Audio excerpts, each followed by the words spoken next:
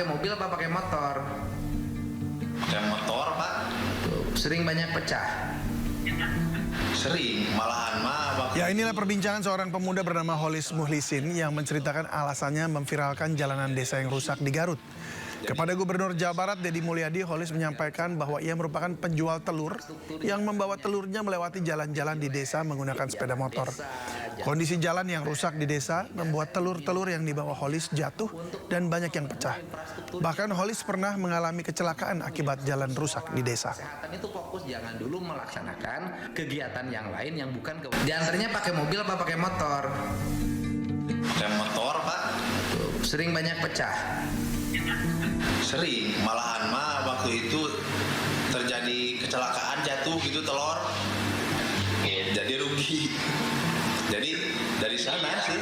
Daerah Garut Selatan itu infrastruktur jalannya itu relatif jelek. Jalan desa, jalan kabupaten, sehingga saya meminta bupatinya untuk fokus membangun infrastruktur jalan, membangun infrastruktur sekolah, kesehatan itu fokus jangan dulu melaksanakan kegiatan yang lain yang bukan kewajiban bupati. Sehingga ini yang saya kritisi mengenai komposisi anggaran.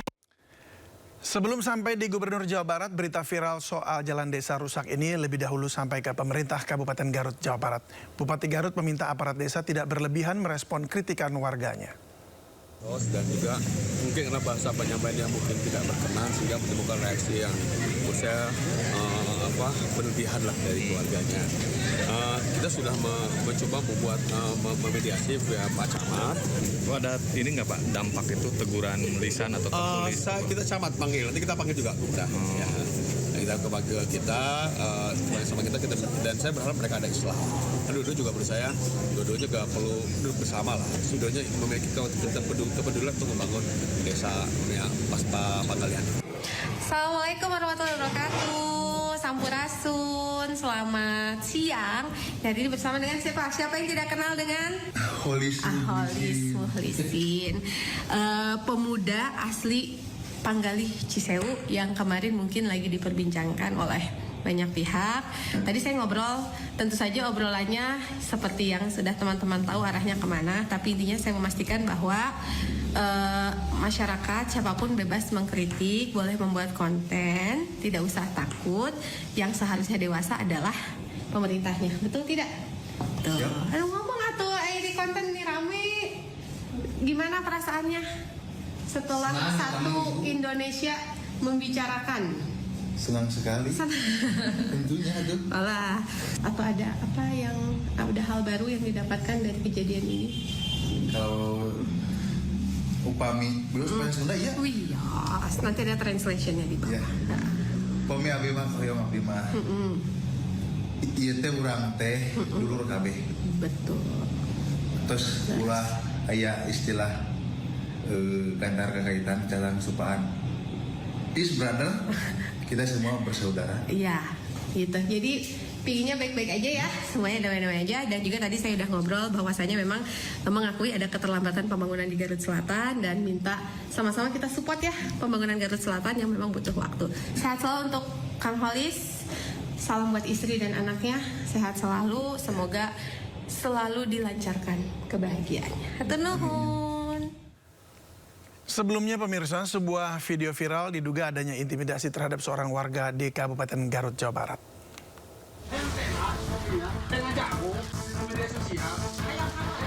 Beginilah sebuah video yang sempat viral di media sosial. Satu orang pemuda dilabrak sejumlah orang lainnya. Dari narasi di video tertulis diduga dipicu oleh keberanian warga yang mengeluhkan kondisi jalan rusak yang tak kunjung diperbaiki dan pengelolaan dana desa yang tak maksimal. Diduga ucapan pemuda ini yang mencurigai alokasi anggaran dana desa di kampungnya tak tepat sasaran menjadi pemicu kemarahan hingga didatangi sejumlah orang. Tuh, tingali. Percuma, dah diayakeun dana desa oge. Ari jalan sa model kieu mah tingali. Tadi dipasangkeun dana desa teh henteu tingali. Jalan nepi ka kieu. Batu ngajaran tuh. Kumaha tuh. Mending ngeuweuhkeun dana desa mah. Da ukur ngabeungharkeun kepala desa jeung perangkatna meureun.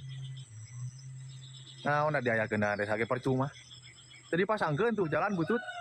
Ya teh lokasi jalan Tugenteng. Desa Panggalih, Kecamatan Cisewu, Kabupaten Garut. Akibat peristiwa viral ini, Gubernur Jawa Barat Deddy Mulyadi pun menanggapinya dan menindaklanjuti laporan warga tersebut. Tumpukan sampah di dekat Rusunawa Peak Penggilingan dikeluhkan warga dan penghuni rusun karena menimbulkan bau tak sedap bahkan hingga lantai teratas. Sejumlah petugas gerobak sampah mengaku sering dikomplain warga karena sampah menumpuk dan meluber hingga ke badan jalan di samping Rusunawa Peak 2 dan akses menuju perumahan Taman Jatinegara. Sejumlah gerobak yang penuh dengan sampah harus antre menanti untuk diangkut ke tempat pembuangan akhir.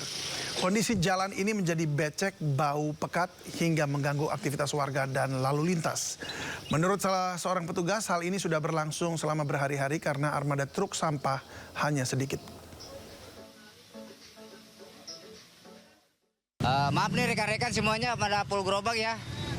Untuk sementara ya kita jelasin permasalahan yang di pembuangan di TPS ini.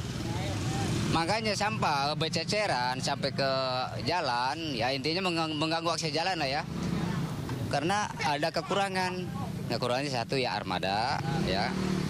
Dulu emang armada ada 8. Dulu armada 8 nggak seperti kayak gini. Nah sekarang pagi-pagi mobil yang datang cuma 1, 2, paling banyak 3. Sedangkan gerobak banyak gitu. Jadi mana mungkin kemuat semua. Otomatis kan pada nunggu ngantri lama.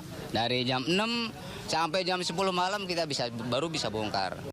Mantan Menteri Pendidikan, Kebudayaan, Riset, dan Teknologi Nadiem Makarim didakwa merugikan negara sebesar 2,1 triliun rupiah dalam kasus dugaan korupsi pengadaan laptop Chromebook dan Chrome Device Management. Dakwaan ini dibacakan Jaksa Penuntut Umum dalam Pengadilan Tindak Pidana Korupsi di Pengadilan Negeri Jakarta Pusat.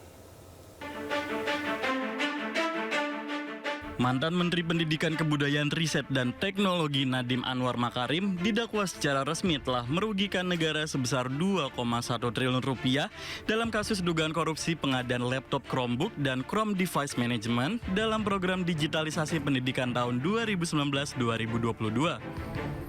Dalam dakwaan yang dibacakan jaksa dalam Pengadilan Tindak Pidana Korupsi di Pengadilan Negeri Jakarta Pusat, angka kerugian negara tersebut berasal dari kemahalan harga Chromebook sejumlah 1,567 triliun rupiah serta pengadaan CDM yang tidak diperlukan dan tidak bermanfaat sebesar 621 miliar rupiah lebih. Kerugian tersebut berdasarkan laporan hasil audit penghitungan kerugian keuangan negara tertanggal 4 November 2025 dari Badan Pengawasan Keuangan dan Pembangunan atau BPKP. Jaksa menyebut dugaan perbuatan pidana Nadiem dilakukan bersama-sama dengan 3 orang terdakwa lainnya yang sudah menjalani persidangan terlebih dahulu. Jaksa menuturkan pengadaan Chromebook dan Chrome Device Management dilakukan Nadiem tidak sesuai perencanaan dan prinsip pengadaan sehingga tidak bisa digunakan di daerah terluar, tertinggal, dan terdepan. Selain itu, dalam dakwaan jaksa menegaskan bahwa terdapat markup atau kemahalan harga dalam pengadaan tersebut juga dilakukan tanpa dilengkapi survei data pendukung pada penyusunan harga satuan serta alokasi anggaran tahun 2020. Atas perbuatan melanggar hukum ini, mantan Mendikbudristek bersama mantan staf khususnya ini didakwa telah melakukan kerugian keuangan negara sebesar 2,1 triliun rupiah.